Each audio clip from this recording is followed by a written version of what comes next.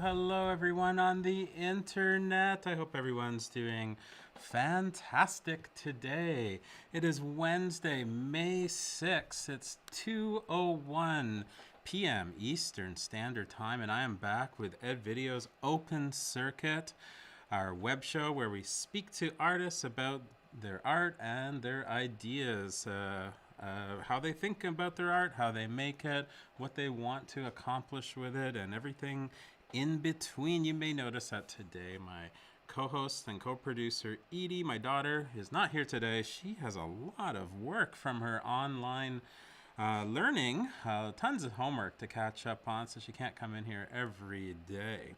But she has been here nearly every day, and this is actually episode 22, and I realized this morning that we started this Open Circuit show 1 month ago today. So in 1 month, we've made 22 episodes, which is pretty good, but it's also been a lot of work. So we're thinking about, well, we're not just thinking about, we are going to reduce the amount of shows starting this upcoming week to a more reasonable number of 2 episodes per week, which will happen on Tuesdays and Thursdays at 2 p.m. Still talking with artists about all sorts of things, trying to get some stories and things out there, but just having a little bit more time to plan things a little better and make a better show. As you know, we started this and called it Open Circuit, as we didn't really know exactly what we were going to do, and we thought it might be a little more casual than it was, but it just kind of fell into this format, and then we get kind of excited about what's possible to do, and ended up taking a long time to prep each show and all the images and videos and whatnot. So to try to keep that up, we're just gonna do it two times a week. So we hope everyone's enjoying it. Of course, we're doing it live, but these episodes are always available forever on Ed Video Guelph YouTube channel, where they accrue views over time, which is excellent. Today we have a guest I'm very excited to speak to. He's a Guelph-based artist named Korey Steckle. But before we find Korey on the video phone, he's waiting patiently to speak to us. I just want to talk about 2 really cool things I saw this morning, as a lot of artists and all sorts of people are trying to figure out some online things. I did happen to notice that there's 2 things that are up for a limited time for you to see, created by artists that have worked with that video in the past. Let's take a look. The first one is my friend's Life of a Craphead from Toronto. Amazing artists. And they have one of their videos. I've never seen it before. It's called Life of a Craphead, and it's playing on this website from the Delphina Foundation, and you can check out some information about Life of a Craphead and see this. I think it's about 22-minute long video that they've made, and it's up until just May 12th. Take a little peek of it here. It's sort of a recreation of real events that they've gone through, kind of refictionalized. Always great work by Life of a Craphead. Love to have them on the show sometime, talk about the incredible projects they've made over the years. And the other one I'd like to give a little shout out about is this one. It's on this website called South Kiosk, and they're featuring this animation I heard of a few months ago by another artist who showed through a video about 10 years ago named Barry Dupé, who's based in Vancouver, I believe. And he has a new animation called Distracted Blueberry, and it's streaming until May 10th. Um, and the thing that's amazing about it is that it's 4.5 hours long.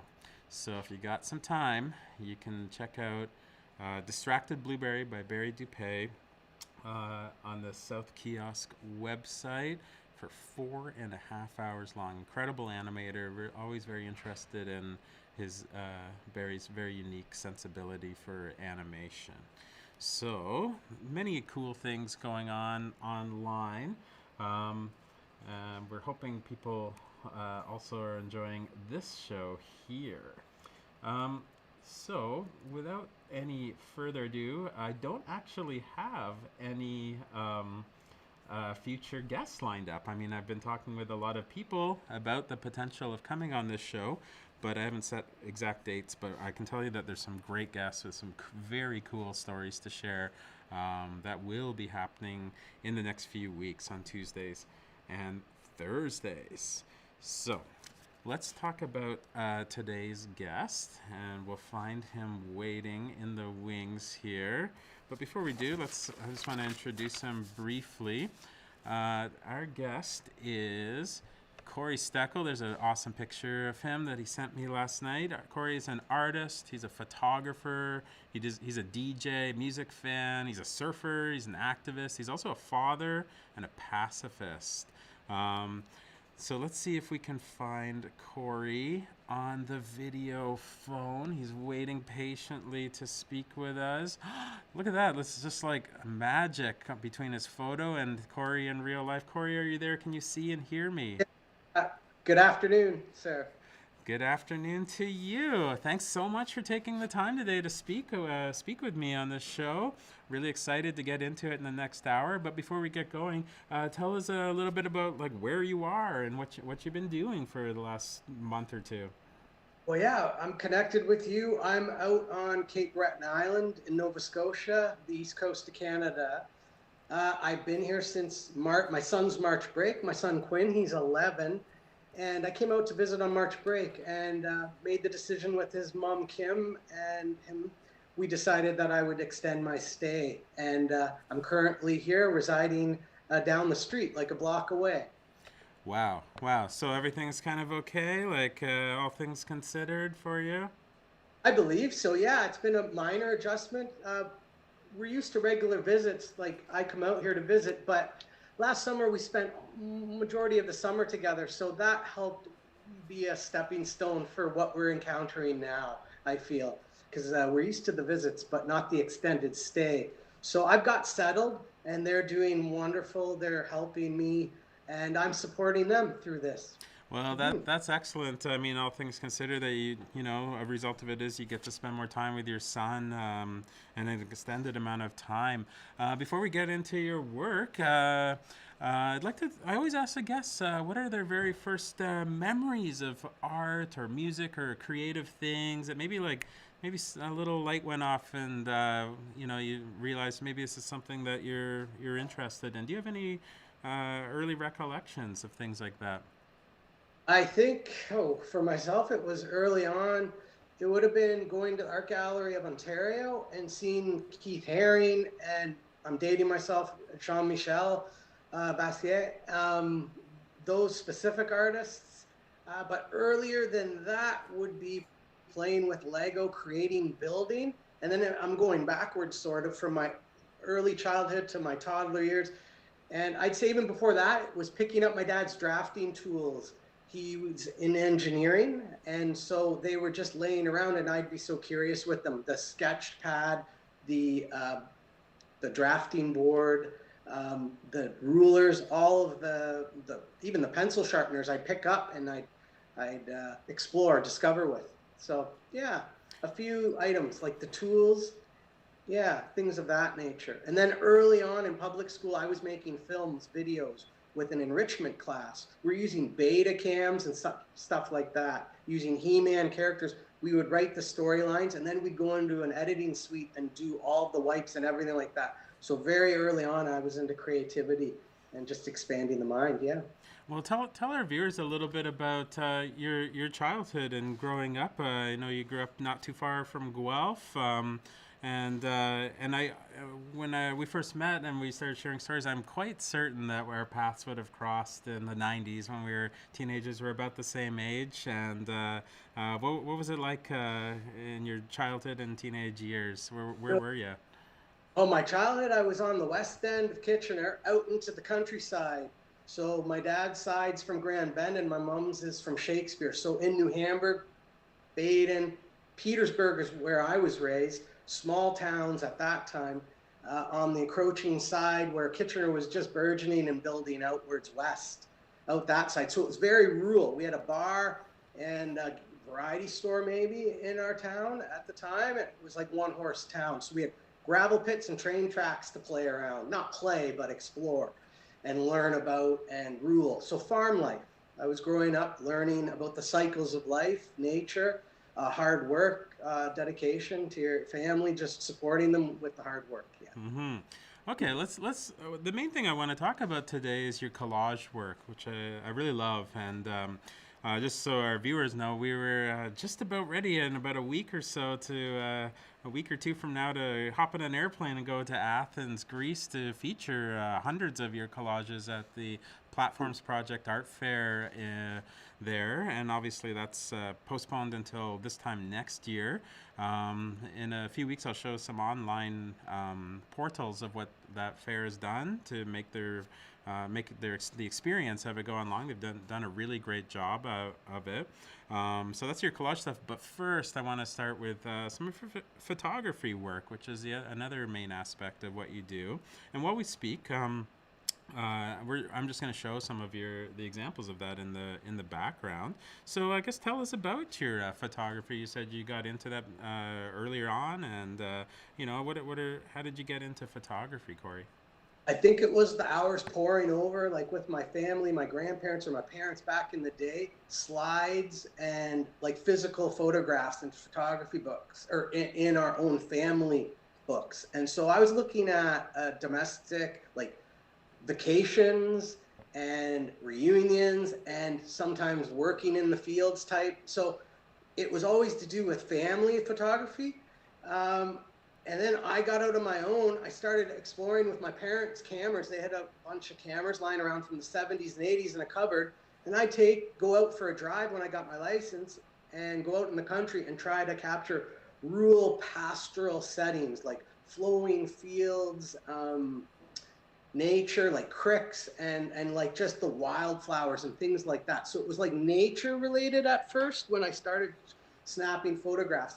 And I had thought about this earlier, that it was like magazines when I was a child that my aunt got me from the States. I think the title was Ranger Rick, or in Canada, Owl magazines. Now, they would delve into photography. It was all nature photography. Plus, my dad was an avid collector of National Geographic, and I really believe that's a strong backing for my interest in photography, because those magazines took me around the world, and I'm adopted. So I come from the other side of the world, and I had always questioned or had a curiosity or an interest in my own country, Bangladesh. Thus, the daily paper, there'd be always photography and journalism. So I think that's what drew me to it, because there'd be so much power in seeing world events happening, like a mudslide or a political protest. It's right there in your face, in your living room when you're a young boy. That was very impactful. Mm-hmm. Tell me about your photography. Some of it's, like pretty straight up nature stuff. I've seen a lot of beautiful images. I think we're from where you're at on Cape Breton Island, of the ocean, and that's very like majestic and postcard-like almost. But a lot of it too is like that we're seeing is like a more like art photography, more like slightly more ambiguous. Like it's about like textures, it's about composition, it's about color. How are you thinking about that style of photography? I have to state that it's a couple influences specifically that really pushed me to explore these avenues. One's Man Ray, the photographer Man Ray. another William Eggleston. I guess you could say both, yeah, American, one patriot over in France, but Man Ray was. But it was their exploration into going deeper and the power of photography that led me into playing around with like that abstract look. Also fashion photography. I'm really into fashion photography, editorials and such in magazines. It makes sense because of the collage. I've been drawn to magazines originally to gain source material, but it was some of those influences that led me to go a little bit deeper than the surface, than just the landscape. So I would take landscape photographs, but then when I'm out there in the field, I would also see moss on a rock and go in depth further. So it's kind of going down a rabbit hole in a sense like that. Mm-hmm. And let's geek out just a tiny bit. Like, what do you mentioned you're using, your parents' old film cameras, 35 millimeter cameras, I guess, from the 70s, but you're also using digital cameras today. What are your tools for this? I strictly nowadays use my phone. Mm-hmm. My Samsung. Not a plug there. I just simply, it's point and click nowadays. No darkroom, no nothing of that nature. And I don't really mess around with the effects or in-housing system for adapting and changing and adjusting things. I don't know. I think with myself, it's the immediacy of having the point and click in your pocket to take. And I'm seeing things in different light. Years and years of training my eye for this, or maybe the eye was already trained and now I'm pouring it into this. I just see things, the way the sunlight moves, and certain times of day I want to be out filming. Like I'm really zeroing in and pinpointing. I'm controlling what I want to capture and what I want to take. Right. Yeah. Well, I mean, certainly it's a really like dreamy aesthetic. I mean, actually, I think we're going to talk about your collages yet very soon, but I think there's a lot of overlap, I think, in the aesthetics of your photography and your collages. Before we really get into that, how do you think about that overlap? How do they differentiate in your mind, or how are they the same? I began with source material like fashion magazines. Like I said, when I was 15, I'd have a strap skateboarding magazine. I still use it to this day for my collage. Details magazine when I was younger, like 15.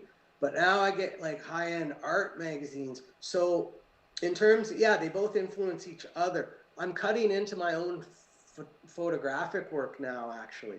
I intersperse it. And yeah, I cut out a lot of backgrounds, giving some trade secrets away, but I'm cutting out backgrounds of magazine adverts, a lot of that. Because like it stems back to my studies of Marshall McLuhan, William S. Burroughs, about advertising and the subversiveness of it. And so then when I got into that, I started realizing that you can take source found material and repurpose it. So eventually the natural progression was, and it was a big step for me, I can remember it, cutting into my own personal photographs. At first, I would only cut into the backgrounds, like say up at the cottage, trees in the background. But then I started cutting into like the table that's sitting in front of the subjects. So basically taking my own personal photographs and dissecting them down like I do with the magazines now. Something that's so remote and detached from me, that then I delved into it personally, and it's been cathartic also to be able to take pictures from my past, some emotional moments of things, and be able to cut away and then repurpose. Mm-hmm. So, I think the first time I saw your work was, I'm guessing 6 years ago or something like that. At Art on the Street right here in Guelph, and your booth was really popping. I was like, who is this guy? I almost think you won best booth in the fair or in the Art on the Street that year, if I'm remembering. Best emerging artist. Best emerging artist, yes. And and then that's kind of how you came onto my radar. And then not too long after that, a year or two later, you had an exhibition at a gallery I'm sort of involved in. Helping out with here in Guelph called Capacity 3, and I didn't know what to expect going in there. We're just going to take a look at some images I photographed from that day while I'm talking, and a video as well. I was totally blown away by this. The sheer volume of your collages, and also the way you set them up to completely cover this small gallery. In this video clip we're looking at, it doesn't look like a small gallery because of how you've set it up. But it was really mind-blowing. There's sort of like a uniformity with them, but they're all quite unique. Let's talk about your collages while we look at some images. I got tons to show our viewers today. How did you get into collage? What was the process for you to get going cutting and pasting in this way? I didn't know much of it until I started reading the writer's work, William S. Burroughs, of the Beat Generation. See, I was a Kerouac fan. I still am to this day. Kind of like a Bible to me, and on the road, that is. But in that book, he started describing things about his friends, and I really got into Burroughs, and it's all about text for me to begin with, text and changing things up. So Burroughs was cutting into text. Snippets he'd write or type, cutting into newspaper books, and he was changing the story structure. He put them in a hat and shake it up, and then pull it out random and put it together. So that's what really enticed me to begin with, because some people believe there's a dark magic to repurposing, putting it back together. And then he believed that he downed a plane by doing that. Now, I'm not so certain if that's correct or true, but that caught my attention very majorly, to have an esteemed writer like that believe he was onto something there. So that caught my attention first. But it had to do with text in that at first. But it was Burroughs and his partner Brian Jason over in France, over in Paris, that started me on this path. They were using all kinds of found materials, and what I had at the time were magazines, like I said. Magazines I was buying and reading as a young man, like 15 or 16 years old. Mm-hmm. Right. And then I took those magazines in DIY style, because I was in skateboarding and surfing already. I would simply take those and build album covers for my DJ mixes to give to people all over the world that I was friends with, significant others or crushes, what have you. It was about not just giving tracks, mixes of music, but I grew up with my parents' vinyl collection, and that was sacred, hallowed ground there, like to even be able to use the amplifier, the stereo, back in the late 70s, early 80s. It was a form, really, so it was like that where it was revered. So I would study the album covers. So that's how it was. Yeah. Wow. I find collage fascinating because I think it's a lot of, you could apply this idea to a lot of genres of contemporary art, but I think it's the most direct one to think of it this way. It comes out of this tradition of sort of the Dadaists or Surrealists, like doing this thing. But 40, 50 years before sort of the postmodernist thing came out, it's like quintessentially postmodernist, where it's like rearranging what already exists. Sometimes you're mentioning you're cutting up your own photos and whatnot, but how do you think about that in sort of this lineage of, like, you're talking about Burroughs and beat poets and whatnot, but also as it relates to sort of music? Like, I know you're really into music. I am too. You got your awesome Joy Division shirt. I've got my Aphex Twin shirt on today. But also, it's sort of like in a hip hop tradition about like just sampling, like just grabbing this and putting it with this. I watched this last night. I was watching this new, I can't remember what it's called, this like History of the Beastie Boys. And they talked exactly like a collagist. They're just like, well, we just thought like we take this sample and put it with this one and then this one, and then you have a new song. Like, it's sort of what a collagist does too. How do you think about it as far as like almost like a musical endeavor? Mm-hmm. Wow, yeah, that's a documentary that I have yet to see, and I think we downloaded it out here, so we'll be watching it shortly. But in terms of the music component, I don't know, like with with that, they were sampling records that my parents were listening to and I could hold on to. And for me, physically having them and having that knowledge was like inside information to me as like a music nerd or what have you, wanting to know the source, where that awesome guitar riff, and I keep going back to it, but like License to Ill, the artwork for that album too, especially, it was a painting, but it was done in a rough like manner, like on the side of a wall. And I'm really attracted to like weathered objects or like in the back of an alley, or it comes from the street life in New York City with the graffiti and that. I think the sampling in that, and hip hop being CNN of the generation back then, information was being shared and told and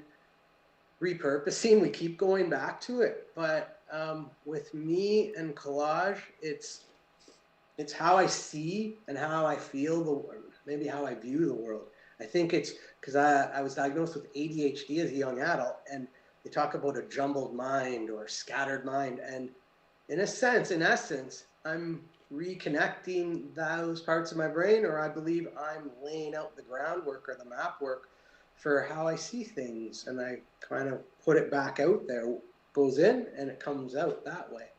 I want to get into more about what it means to you later, but I want to before I want to talk about this idea that I'm really curious about it. It's like I think we both read an article a long time ago talking about collage as being like a violent art form, because it's like literally you're slicing up images. It might be of people or whatever, and like reconfiguring them like with a lot of control and making your own thing. I mean, I don't really believe that it's actually like violent in a sense, but I mean, aesthetically, it seems to be. I mean, there's no real difference for me. What I'm doing right now is, cutting between tracks, like controlling that with this mixer with video. But what do you think about that idea about like what you as an artist are trying to accomplish by like reconfiguring random images into what you want it to be? Or do you believe in that at all? I do, in a sense. Dropping documentaries now. You mentioned the BC Boys. I saw one about Alexander McQueen, and I could really relate to it. So I have a tendency to find kindred spirits in the art, the fashion world. So like we both use scissors, and we're both cutting out swatches or samples. Maybe I'm not doing it with fabric, although an influence, Robert Rauschenberg, used that on his canvases. I wanted to mention another influence that helped me see things in this vein, and that's Marcel Duchamp. You were speaking of the Dadaist movements and such from back post-war there, or world or during the wars, and he influenced me huge to see that in a sense there are no rules in the art world. Like he broke a lot of them, and that gives me inspiration. But in terms of cutting and splicing, I mentioned Burroughs earlier. He started not with material like newspaper and cutting. He originally recorded audio, like you were saying, and then spliced and put it together and taped it together. And it was audio that was the original collage, I guess. So it was aural sound, yeah. Mm-hmm.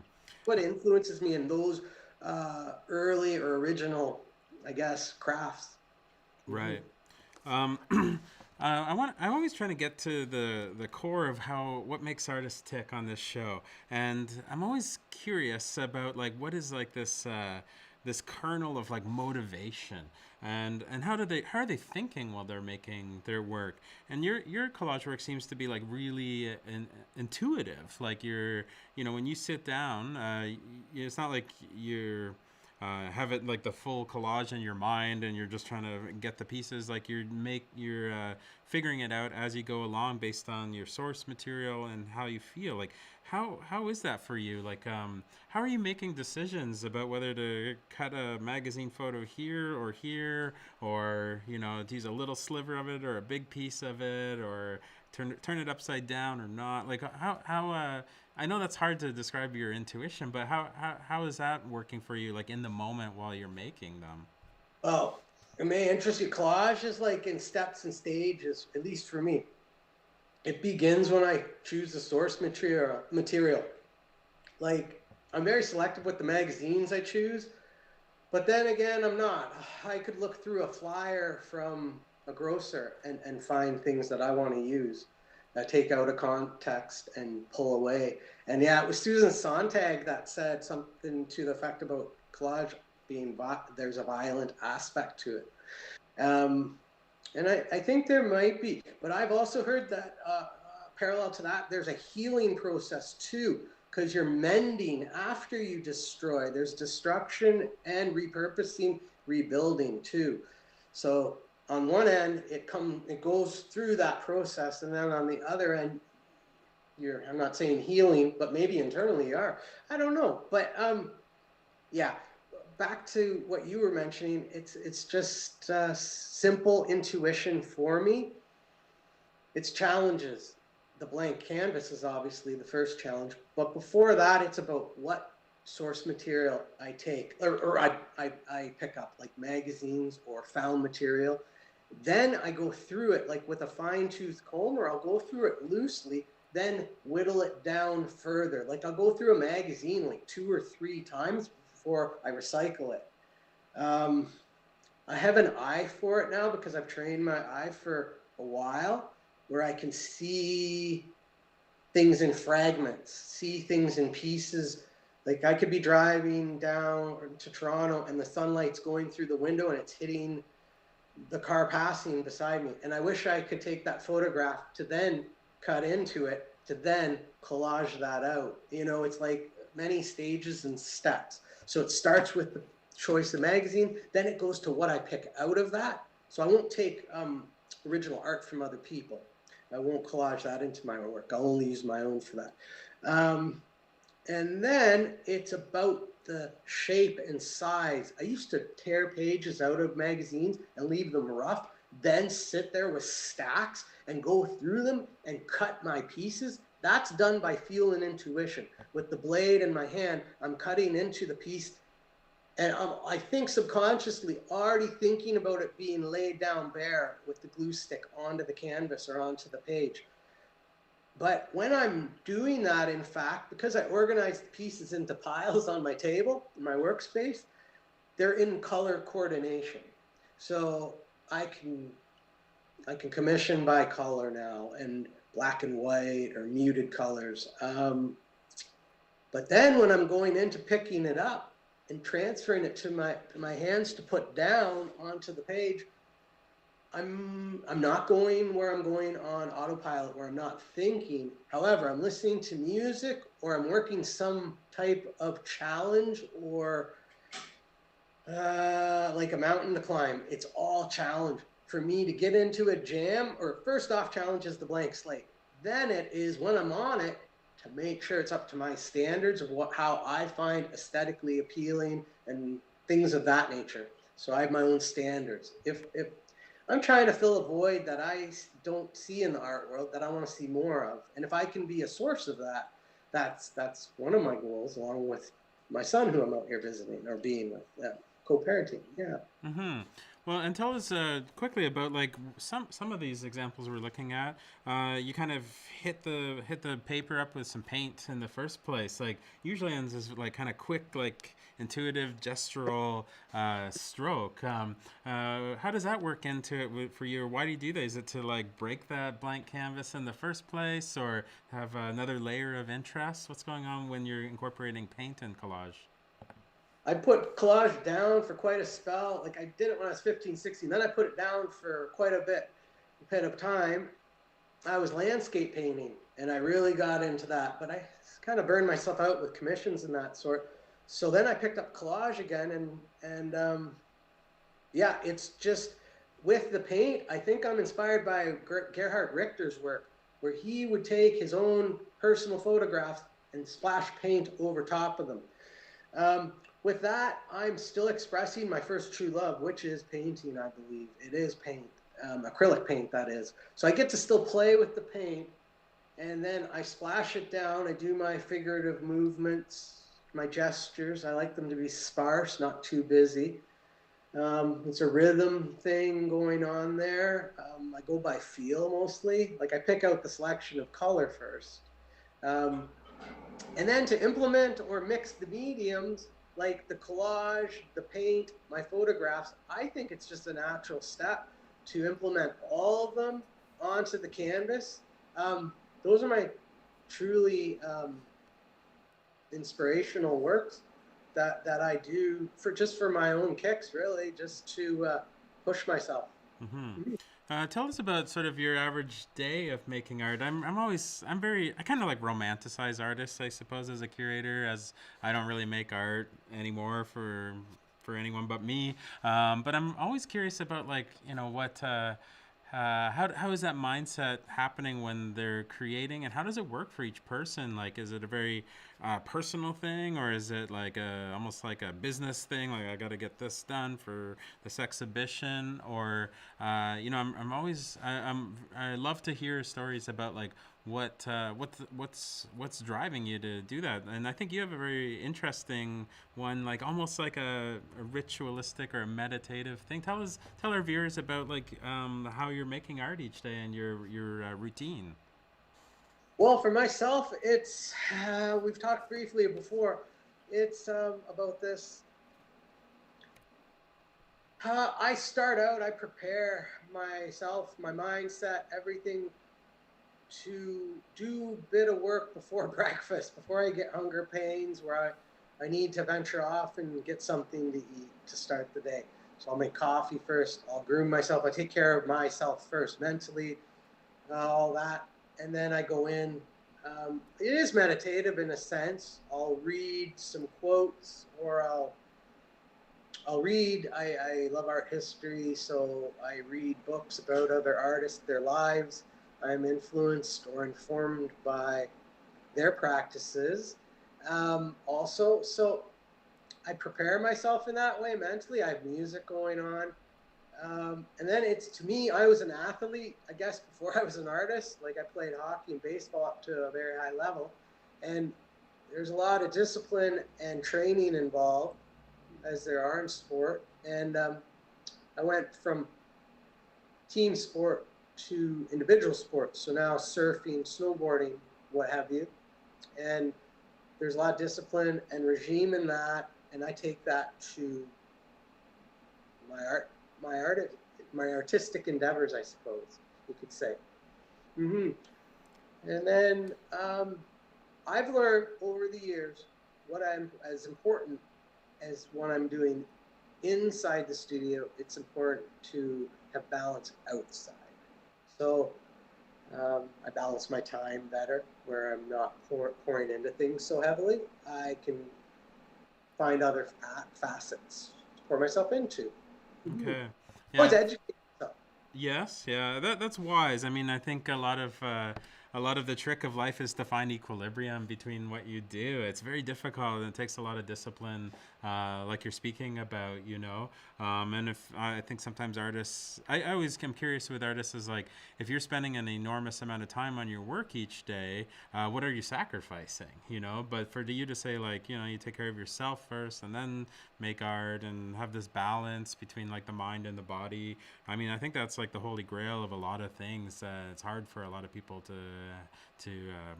maintain in balance that way. So what you know on that idea, like what does making art do for you personally? You know, as Korey Steckle, like, irregardless of the effect is out in the world, like, what does it do to like fulfill your soul, I suppose, or does it? I think it connects me back to my true inner self.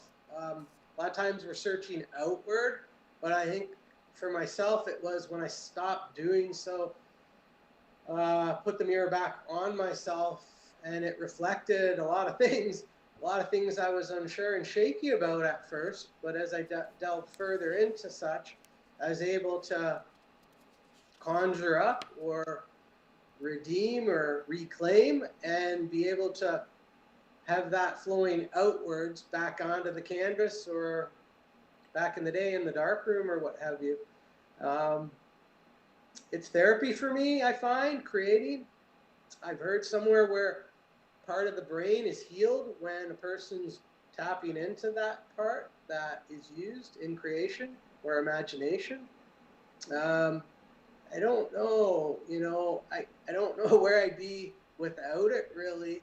It's therapeutic for me. Before galleries, before curators, before public, anything. It, I for years previous, for a while I wrestled with the art commerce side of things, but before that I would just kind of put it away in my sketchbooks, my notebooks, and put it in my closet, not show anyone. And I was willing to do that for much time longer because, well, like the whole idea of art commerce, selling out, authenticity, integrity, the ones I looked up to, and I know you do also, or at least aspire or see as guiding lights, uh, they were anti-gallery, all of that. But anyways, not to go on about that, but I switched my tune a bit in the sense of sharing and helping others through art. I believe that, you can look at society, and this is me preaching maybe, but in different ways. You can look at their jails, institutions, see how they're treating people. You can also look at a society and see whether they revere their artists or they censor them and put them down. And we're both fortunate to be in a place that we can still share and express our ideas, thoughts, our fears, our doubts, and our joys through these avenues. Yeah. Well, that's I think that's very true. Sometimes artists think what they're doing is sort of futile or not so important. But I remind them is like, well, think about how much government censorship there are in some places about what arts and culture can mean. So maybe I think it is a very important part of what forms society, and that happens in very tricky and watery sort of ways. It can take time, and you can never really follow that current of how it's working. But I think it is important, and I think it is a vital thing to feed people's minds. People are sort of addicted to arts and culture as well. So I wanted to ask you, and ask all the guests, in the last 2 months or so, since things rapidly changed, and I know you've been out in Cape Breton and stuff, but I mean, for you personally, Korey, what have you been like kind of thinking about, or has it kind of reshifted any of your thoughts about what you're doing, or who you are, or what's important, or anything kind of like that? Um, Thanks for asking, Scott. Yeah, I think the human instinct, perhaps untrained, would be to go to the woe is me, oh pity me, because past plans didn't come to fruition as of yet. And in a sense, it's been such a blessing, a silver lining through these difficult times to bond with my son, and spend time with him and his mom and get to know insight through their lives, and grow and develop together. Remember, I came out here for March break. I was intending on heading back and continuing on working towards Greece and future exhibits and future plans I had. But really, we see that things can be washed away with the shoreline, right? Like just like water comes up, waves come back, it recedes and comes back. In good time, the chance will happen where there'll be more opportunities. But right now I'm focused on, yes, my therapy, my inner sanctuary, which is doing art, and I guess now it's sharing with others. But really, it strengthens me then to be there for my son in ways that I can't be grateful, or I don't take for granted, and can't be grateful for enough, really. We're just thriving out here right now under extreme circumstances. His mom is an essential worker, so I'm just a support, there when needed, and throughout the days while school work's done at home, as it should be, I believe, right now. Mm-hmm. Yeah, Yeah. yeah. That's good. And the last question is like, what? I guess I mean, this is like a global trauma, And for example, your son's mother, she's like got a very different experience of it than we do as an essential worker out there every day, helping and taking on some risk as well. We're lucky as artists; we can kind of talk about these philosophical ideas and whatnot, and be safer. But what I mean, what do you hope might change about this once we slowly come out? As far as like what do you think humanity can learn from this, or the arts community? What although a lot of people will die, quite frankly, out of this, and it's really messed up a lot of things. Is there any sort of little silver lining that of a lesson that you're hoping the world, I suppose, can learn? It's a tragic and sad lesson that I think we're all learning right now through this difficult challenge. Um, for me, I believe I'm not preaching again, but the original true virus is capitalism, and something of this nature exposes and reveals the true nature of others and how we think of others. And I think a lot of it stems from the worship of money, and at the altar of people are sacrificed at the altar of capitalism. There, that's my TED talk there. But I hope it's a lesson of compassion and caring for others. I know it sounds kind of cliche, but through difficult times, we can find a collective hope and strength, I suppose, through it. It's troubling to see what's going on stateside. I'm very political minded. I'm